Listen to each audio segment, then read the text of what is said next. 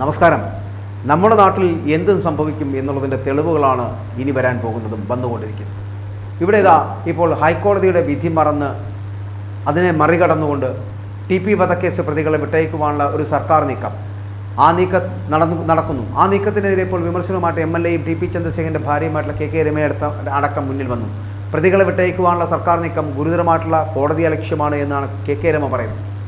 ഇതിനെതിരെ കോടതിയെ സമീപിക്കാനൊരുങ്ങുകയാണ് KK രമ. രാഷ്ട്രീയപരമായും നിയമപരമായും പ്രതിരോധിക്കുമെന്ന് തന്നെയാണ് രമ പ്രതികരിച്ചിരിക്കുന്നത്.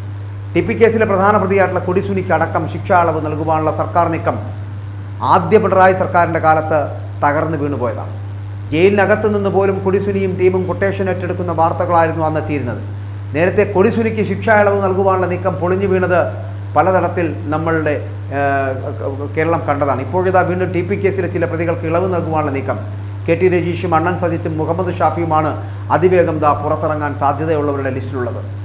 TP കേസിലെ കൊടിസുനി വിഭാഗം CPMുമായി അകലത്തിലാണ്. ഈ സാഹചര്യത്തിൽ പാർട്ടിയോട് ഇപ്പോഴും കൂറുണ്ടെന്ന് വിശ്വസിക്കുന്ന 3 പേരെ അതിവേഗം പുറത്തു കൊണ്ടുവരുവാനുള്ള നീക്കമാണ് ഇപ്പോൾ നടക്കുവാൻ പോകുന്നത്. TP ചന്ദ്രശേഖരൻ വധക്കേസിൽ ശിക്ഷിക്കപ്പെട്ട് കണ്ണൂർ സെൻട്രൽ ജയിലിൽ കഴിയുന്ന 6 പേർക്കും പരോളാണ് ഈയിടെയാണ് നൽകിയിരുന്നത്. കണ്ണൂർ ജയിലിലുള്ള 30 പേർക്ക് പരോൾ അനുവദിച്ചതിനൊപ്പമാണ് ചന്ദ്രശേഖരൻ വധക്കേസിലെ പ്രതികളായിട്ടുള്ള TK Rajeesh, Muhammad Shafi, Kirmani Manoj, MC Anoop, Annan Sajith, K Shinoj എന്നിവർക്ക് പരോൾ അനുവദിച്ചത്. തവന്നൂർ ജയിലിൽ കഴിയുന്ന കൊടിസുനി പരോളിനായിട്ട് അപേക്ഷ നൽകിയിരുന്നുവെങ്കിലും ജയിൽ സുരക്ഷാ വാർഡന്മാരെ ആക്രമിച്ച കേസുള്ളതുകൊണ്ട് തള്ളിക്കളയുകയായിരുന്നു. എന്നാൽ ബംഗളൂരു പോലീസിൻ്റെ തോക്കുകടത്ത് കേസിലെ പ്രതിയാണ് TK രജീഷ് എന്ന് പറയുന്നത്. രജീഷിനും പരോൾ കിട്ടി.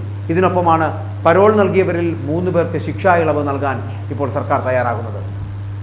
വടകരയിലെ തെരഞ്ഞെടുപ്പ് തോൽവിക്ക് കാരണം CPMുമായി പലരും അകലുന്നത് കൊണ്ടാണ് എന്നുള്ള വിലയിരുത്തൽ CPMനുള്ളിലുണ്ട്.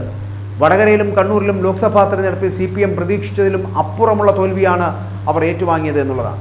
ഈ സാഹചര്യത്തിലാണ് ജയിലിലുള്ള 3 പേർക്ക് അനുകൂലമായിട്ടുള്ള നിലപാടുണ്ടാകുന്നത്. 3 പേരെ മോചിപ്പിക്കുന്നതിന് മുന്നോടിയായിട്ട് ജയിൽ സൂപ്രണ്ട് നടപടികളിലേക്ക് കടക്കുകയും ചെയ്തിരിക്കുന്നു.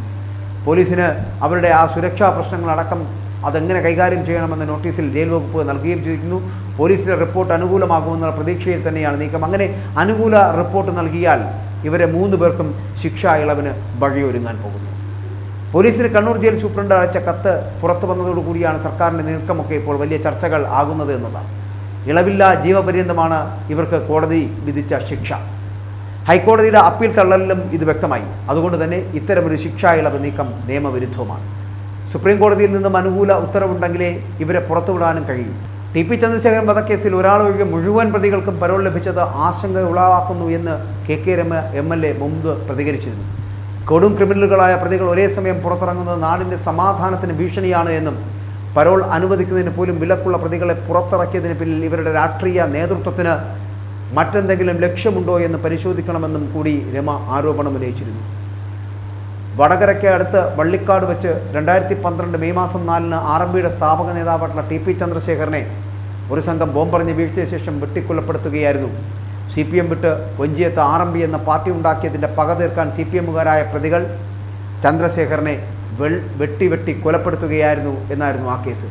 ആ കേസിൽ നിന്നുള്ളവർക്ക് ഇങ്ങനെ ഇത്ര പെട്ടെന്ന് മറികടന്ന് അതിൽ നിന്ന് രക്ഷപ്പെടാൻ കഴിയുന്ന തരത്തിലേക്ക് എത്തുന്നുണ്ട് എങ്കിൽ രാഷ്ട്രീയ ഇടപെടലുകൾ എത്രത്തോളം ശക്തമാണ് എന്നുള്ളതാണ്.